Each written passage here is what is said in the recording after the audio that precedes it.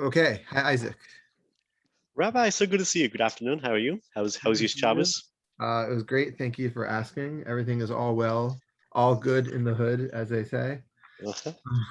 Good. Today, I guess I don't know how good it is to spend several days on adultery, but I guess if you're going to start in adultery, you might as well finish in Finish adultery. it. Yeah. See it through completion. Yeah, see it through the completion. I guess in a biblical sense, the completion of adultery is execution. So let's hope not. Okay. The Gospel according to Matthew chapter 5, verse 29 onwards. If your right eye causes you to sin, tear it out and throw it away. For it is better that you lose one of your members than that your whole body be thrown into hell. And if your right hand causes you to sin, cut it off and throw it away. For it is better that you lose one of your members than that your whole body go into hell. Right. Okay. There's some really interesting things here. This is our harsh Jesus. That sometimes I feel that you were somewhat unaware of how harsh Jesus is on a regular basis. This is going to fall into our harsh Jesus, chop off body parts. I, I I think I so yeah well that's one way of treating this. I look at this as a hyperbole. It's meant to setting this up to prove Maximus minimalist read again. yeah to kind of he's setting something so bizarre to prove something else, right? To say like you rather do, I mean, you should do this, but the way to explain that is saying this is And I think what you're saying is most people look at this as the proof that you should have the minimalist read. This has to be hyperbolic. It seems that it's very rare. There's a couple examples of certain people castrating themselves historically. There's a couple examples of people definitely maiming themselves in various ways in the name of God, but no one could say that it rises to the norm, to the level of being any norm in Christianity. So this is viewed as this has to be hyperbolic. Okay, so I think that's definitely an interesting point, and I think that's fair. Let me ask you: when you look at the verses 29, 30 together, I know I wanted to argue that our stories around fishing, around collecting the various apostles, the Mhm. call of the first apostles. I wanted to argue that that was an oral teaching that got passed on, and then it kind of got repeated in two different ways. My first question is: do you think that the verses 29 and 30 are teaching separate ideas, or that they take a main element of the human body, one that meant to execute certain things, and it just the oral teaching got passed on two different ways? Because I look at the nature of these two verses as so similar that we will talk about differences and how one can learn differences. But I think there's what can be said for this being the same verse getting passed on in two different ways, especially coming into a perspective, the fact that there's no Mark or Lucian or synoptic parallel. Okay, so this is what I'm hearing you say. Like verses one was passed down in two different ways, as in he said this once, but it was verbally, creatively explained, written down in two different forms to prove a point. Is that what I'm hearing you say? Is it? Yeah, like as we see there, Yeah. usually what we say is when we have these things show up in the synoptics, it's not a Mhm. problem. Saying this is how it shows up in Mark, this is how it shows in Matthew. Maybe something's added, maybe something's omitted. But I think the theology of what Mhm. it means when they are very right next to each other, um, a lot of times, like when I imagine a situation where someone had verses 27, 28, and 29, and another person had verses 27, 28, and 30, and they are next to each other when they're writing down Matthew. I think this would be a really good example of possibly it's just so hard to see what's really so much getting added in verse 30 to justify the duplication. It could have just said if your eye or your leg or your was it eye or your hand, you could just Yeah. wrote that and that Yeah. would have gotten rid of the need of the whole verse. Could it also be that, so this similar concept, right? If your eye or if your hand, if it causes you sin, throw it out. It comes again in Matthew chapter 18, verses 118, there you go, the classic. 8 and 9, right? The exact same verses. I don't think it's word for word, but for the most part, it's identical, right? So could it also be maybe, the first part, that it only had the eye, and then Matthew 18 had the hand, and so to make it uniform, they probably combine the both. They put it in two We're places, gonna both explain here and both there. ways. I just want to throw out like the academic side of saying We the possibility. It could be. It's trying to prove a point. It's trying to prove a point. So I'm assuming that the evangelist, given how creative he's been so far, and given his creativity in the way he gets his point across, I wouldn't be surprised if, as you mentioned, they were from two different sources or two different writings, and they combine them into one for the sake of uniformity and consistency. Okay, so that's one idea. Now let's try to go break down the verses verse line by line. The first thing I want to point out is that I think yours has, if your right eye causes you to sin. Is that the language, the diction that yours has? Mm-hmm. So that actually is not the best translation. A better translation is not cause you to sin, but causes you to stumble. That would be a more, the literal word is cause you to stumble, but metaphorically we know if something causes you to stumble, that means in this context cause you to sin. So people start translating this as cause you to sin. But really it's really means stumble. And I think what happens is when you get rid of stumble and turn to sin, well, I think that's a better translation. What you read, it loses the beautiful metaphor. So I just want to throw this out for you. Why would someone stumble? Because they don't see what's in front of them. Why would someone stumble? Because they can't, if it's dark, they can't feel out what's happening. Mm-hmm. So the verse, if you read in the literal sense, if your right eye causes you to stumble, if the thing that is meant to cause you not to stumble causes you to stumble, then you got to get rid of it. So I think the beauty of that actual thing is lost with the better translation that we're using. So I just wanted you to be aware of the really cute literal translation that is getting lost on us in our English. Yeah, so what is he trying to say then? If your eye causes you to see, the eyes, you're meant to see with your eyes, but as you said, that if your eye causes you to stumble, which means you aren't seeing clearly, then he's saying take it out. He's not saying, so. I mean, the eye is also, as you know, a metaphor. I mean, you are seeing, you're seeing with your lustful eyes on. So if your lustful eye is lustful, it's better to remove that lustful eye, the physical barrier that stops you from entering the kingdom of heaven, than to continue with that lustful attitude. Anyway, it's a really cute idea when you say it in this literal sense. But I just want to point out a couple of questions. Even once we get the beautiful idea of saying that the eye which caused you to stumble has removed, we still have a problem. Let's imagine, for argument's sake, that Isaac, that you have two eyes and not just one. If you cut out one eye, what happens? I'll tell you what happens.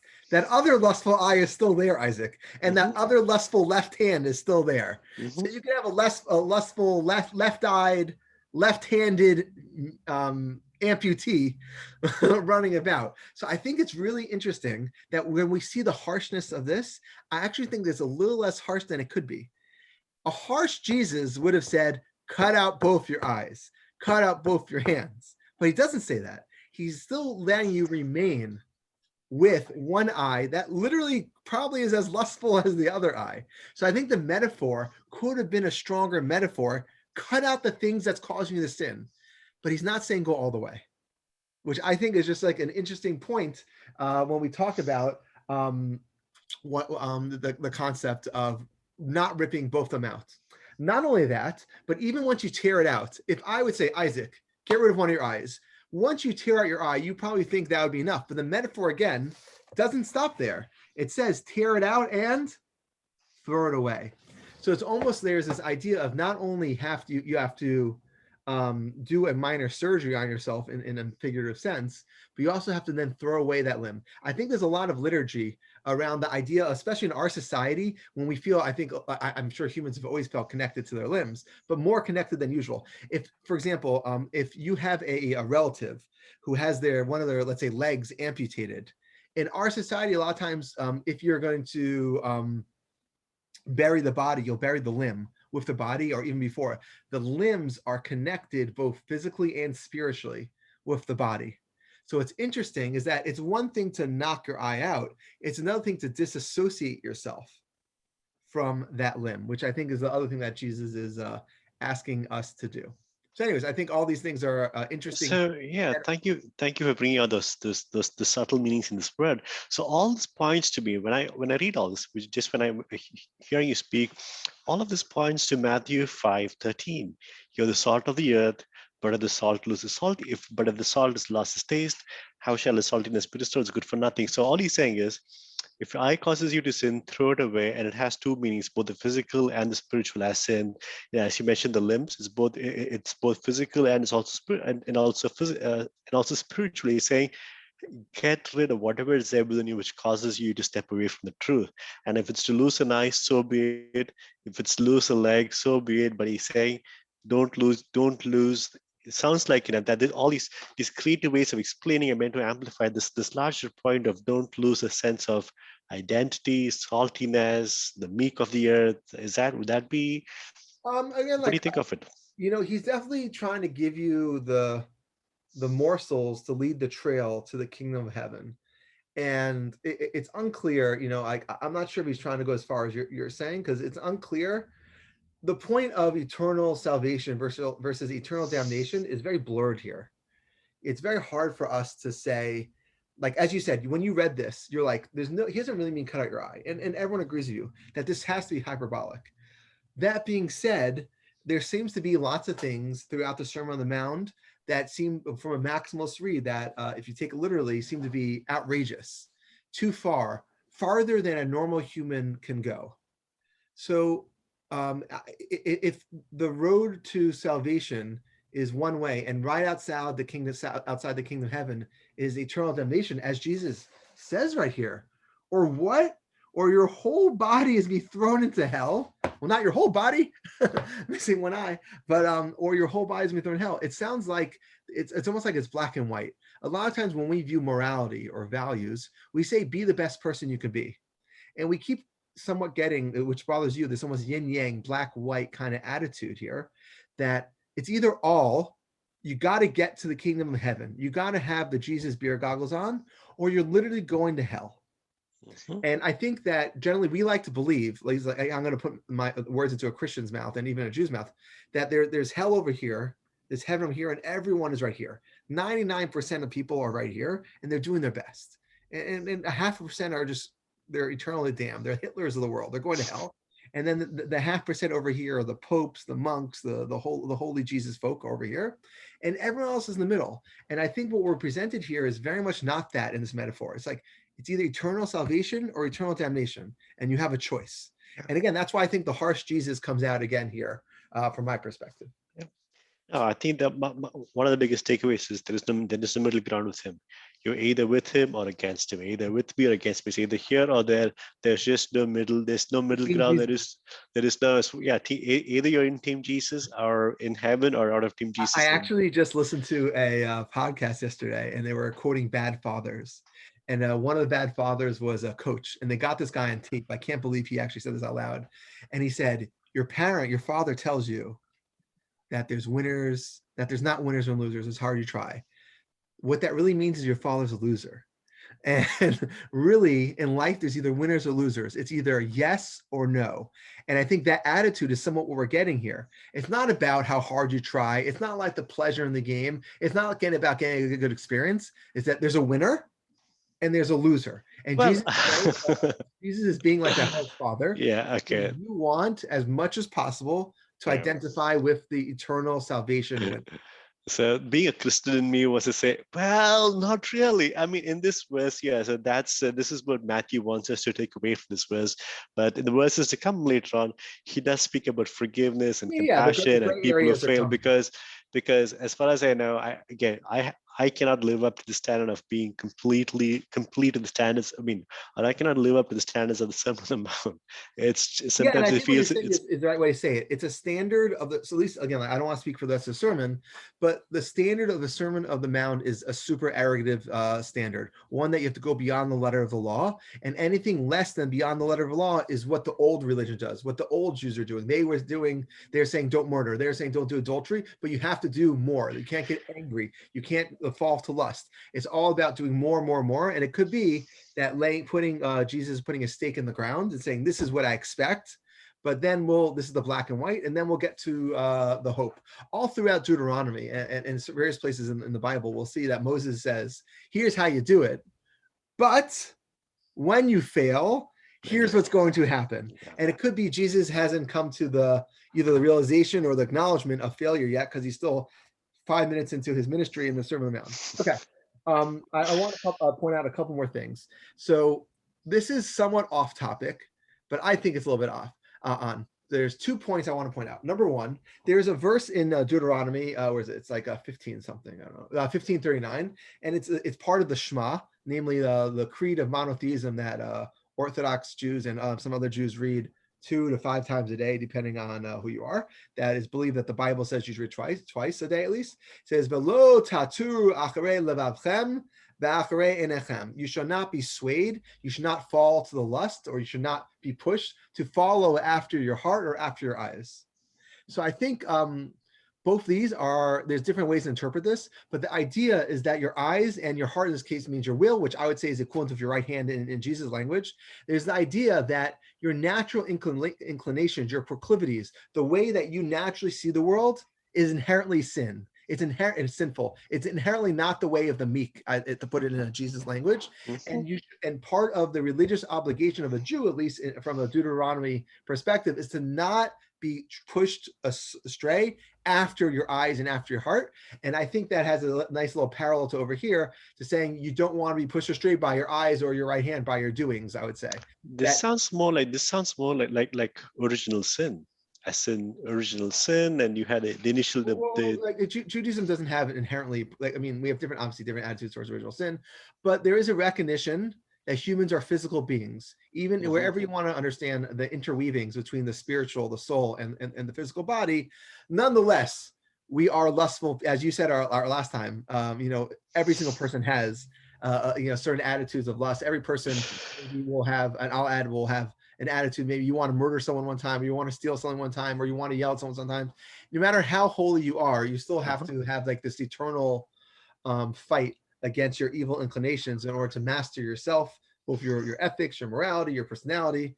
So you might want to call that original sin, and I might want to call that your evil inclination, trying to overcome the physicality of your bodies, whatever you want to call it. I do think that we at least have that parallel here. And I think to say the opposite of what we said in the beginning, that maybe this is just the same text copied, I think this idea from the Shema that don't go after don't go after your heart and go after your soul is this parallel. It wasn't enough for Jesus to say on the Sermon on the Mount to only go after your eyes.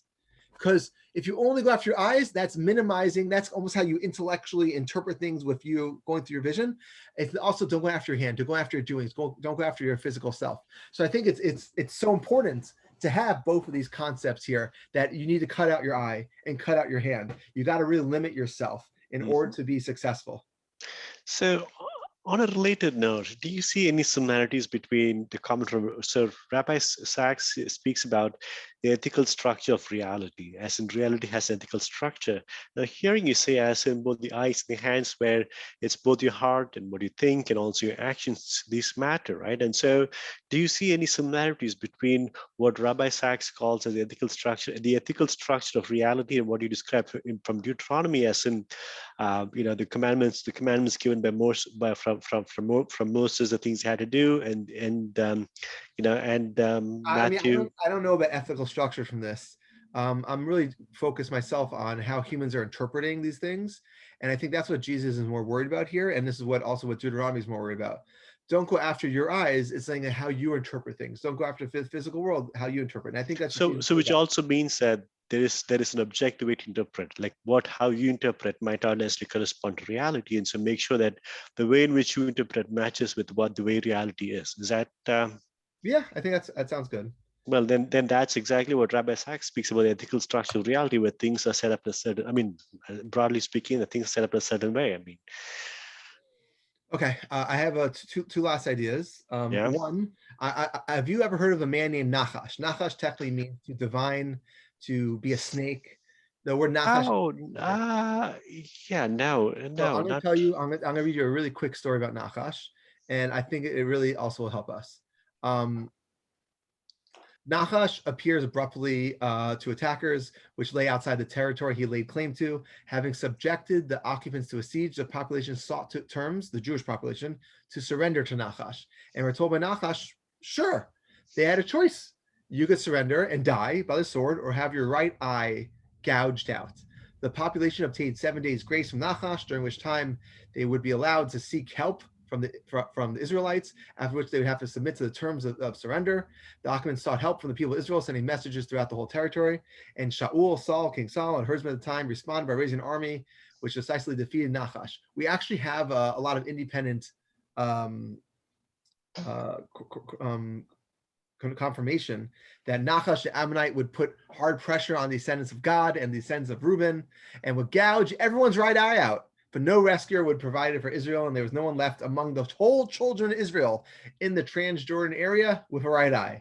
So I thought this is really interesting, because this is some of this is from the book of Samuel, and some of it was from the Dead Sea Scrolls there. But I think it's really interesting that we also see the right eye, at least in this situation, is not only from a lust perspective, but also from the perspective of allegiance. That if they have their right eye in, then they can't have allegiance. The way they showed it is that they take away part of their ability to see the whole world, and that's how you get allegiance. So I think if you want to use this model from Samuel about Nachash, that you either have a choice. It's not about popping your eye out about to get a less lustful eye. It's that either both your eyes work along Jesus, or the only way that you could really be Team Jesus is that I pop that eye out to show that I'm still not going to be able to use the other eye. It's still going to be lustful, but at least I'm showing I'm on the team of Jesus. I'm showing allegiance in the way that Nachash, king of the Ammonites, was able to hold the children of God and the children of Reuben accountable to be part and parcel of his followers. So I think that's like a nice idea. It might be a stretch for this, but I think it's at least we have a biblical parallel about popping your eye out. And the last thing, which I'm not trying to make you feel uncomfortable, but Isaac, anyone who ever read these texts, there's a couple words. I'm going to read in English. You'll hear the word. It is better for you to lose one of your members. It shouldn't say, you know what it should say? It's better for you to lose your eye. But there's clearly undertones of castration in both these verses. Which verse is this? But these two verses, 29 and 30, there's very clear undertones of, is it that he's saying an eye or a hand, or is he using the eye and a hand as a holding pattern, as a replacement for the fact that you should know it's better to castrate yourself and or emasculate yourself than to have this. And this is the nice way, what we say in Hebrew, the lashon naki, the euphemistic way to speak and not have a horrible language of Jesus saying, chop off your stuff. So I think could be. I think that's a possibility. I mean, you know, in the metaphor, I'm not even saying in the metaphor, yeah. And I mean, all that to say, the highlight was, the point is, stay away from things you should, like, make sure that you conform, make sure that your life conforms to the values of honesty, humility, meekness, and kindness and politeness. And if things come, and avoiding lust, and if things come in the way of that, it's better you lose one of this and go to heaven than to have your whole body and end up in a place where you don't want to be. And so, to your point, could be right. The word members here, it's weird. It's weird. You know, you would expect to say it's better to lose your hands. Anyways, well, okay. I have my favorite question for you. I haven't asked this in a long time. I want to ask you. I think it's probably time to ask you today. Sure. How much of these words do you think Jesus has exact same words? I literally started today by saying it's possible he didn't even say both these verses. I was literally popping off some of the Sermon on the Mount without saying it's an accent of history. Yeah, I've been asking about the actual historicity of it. Or did the evangelist kind of, just to embellish things, to kind of prove a point, to highlight the importance of what he's saying, bring up all these, have all these creative metaphors. Internally Matthean, and don't show up in Mark as well, when generally everyone holds by Mark and precedence and priority. So you have to wonder, why does this only show up in Matthew and not Mark? That's inherently a question from not only from a theological perspective, but from a historical perspective. Yeah. The two options are Mark threw it away, Matthew added it. Those are two options. So you're never going to know the answer. But I think that's something probably Mark didn't throw it. I think Matthew, he himself probably preemptively, Matthew added this on his own. Could be. Anyway. But, as opposed to what we're going to see in divorce, our next time we speak, the whole idea of adultery and a lot of the partial on anger and a lot of the sections of abolishing law, all these things are very Matthean. and as opposed to the salt of the earth and salt and light parables, which you cite regularly, which inherently show up in Luke in different forms. This and even there's a form in Matthew, in Mark. These things are inherently Matthean. So number one, we're never going to know. Number two, there has to be a story when something is only Matthew and not Markan. Number three, as I said, there's 5 sections of teachings that are kind of inserted into Matthew, which are the 5 speeches or sermons of Jesus. And the question is, is there an earlier Jesus? Is there a later Jesus? Is it like Muhammad, that there's earlier and later? Is it like Devarim, that it feels different? So all these questions are really hard to answer, especially in that no one believes Jesus wrote this stuff down. Everyone believes it's oral. And even if there are notebooks floating around, which is no wrong problem to believe that there's a notebook floating around, like maybe someone was, he wasn't dictating, but maybe someone was writing down the Sermon on the Mount. People speak faster than people could write down. Amen. I'm here to give you, If you look at the parallel in the way Mishnah or Talmudic texts were written, a lot of times they had a whole discussion, and then they thought of one pithy line of 6 to 10 words in order to summarize 3 hours of conversation. Like if I was going to write the Sermon on the Mount and I was a scribe who was trying to, to minimize everything he said, I would just say, Jesus says the people who get to the kingdom of heaven are people who do more than what was done in the past. That would be like the way I would say it. And that's, and then what do you mean? Well, you have to be meeker, or you have to be less lustful, you'll be this and that. But like I could summarize this in one sentence, I feel.